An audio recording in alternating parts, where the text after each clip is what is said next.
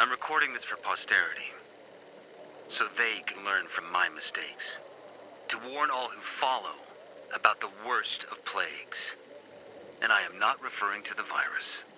I was born into a very religious family. My earliest childhood memories? Prayer. Every morning and every evening. Knees scraped from constant contact with oak floorboards. When I grew up, I had a very hard time. I was lonely. I suffered. Despite my upbringing, I turned to religion for solace. It gave me the answers I sought. That I came to realize my father had tried to give me. To endure bullying is to earn heavenly rewards. God was my best friend, my only friend. I talked to him every day, and I believed that he listened to me, and answered, and loved me too. I felt like I owed him a debt. That's why I enrolled in seminary.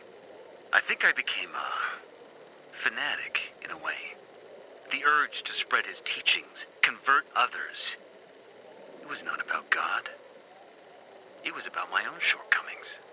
It was about me. There was something unhealthy about it. And dangerous.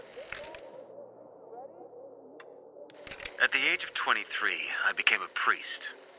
Still just a snot-nosed kid, and I was supposed to be a shepherd of souls. I felt I was meant for this. I had answered the call. If God was with me, then who could be against me? I was full of conviction, faith that I could make the world a better place. But the world had other plans. Many times, I performed someone's last rites. I held their hands as they died. And in that last moment, in the millisecond before their last breath, I saw in them relief. Not because they were moving on to some kind of better world, to heaven, but because it was the end of something painful. They could finally bow out of the futile and exhausting dance of life. Their chore of living would be over. Their suffering would end. It was something completely incomprehensible to me. How can a person reject the gift of life? To accept death joyfully, for a person as strong as me, this was something very disturbing.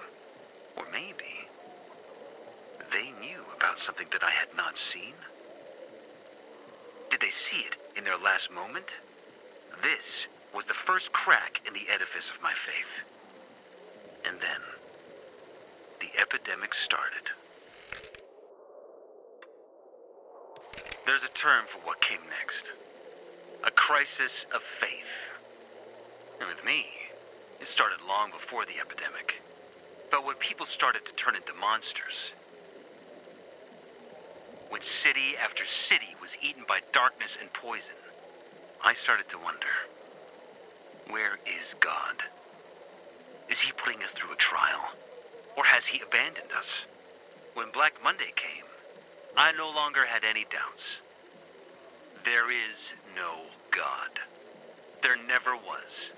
Because of the THV Genmod bombings, 2 million people lost their lives.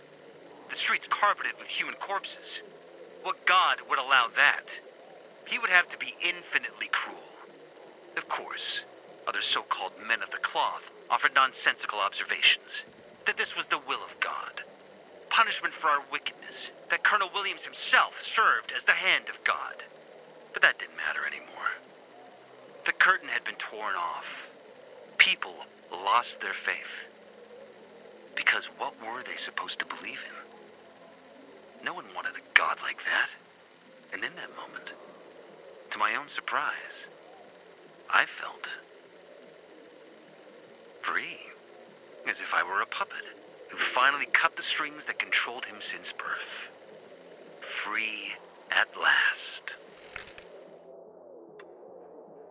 After the Black Monday massacre, most people lost their faith. So did I. But it only took a few years before some people started to form cults that adapted elements like old deities and pagan faiths. They even started performing sacrifices, thinking someone would send them rain. People need shackles. They want to be controlled, lied to. They want someone to tell them how to live, what to do and what not to do. They prefer this to taking responsibility for their choices. Some researchers think religion is a linguistic virus that alters brain function and suppresses the ability for critical thinking.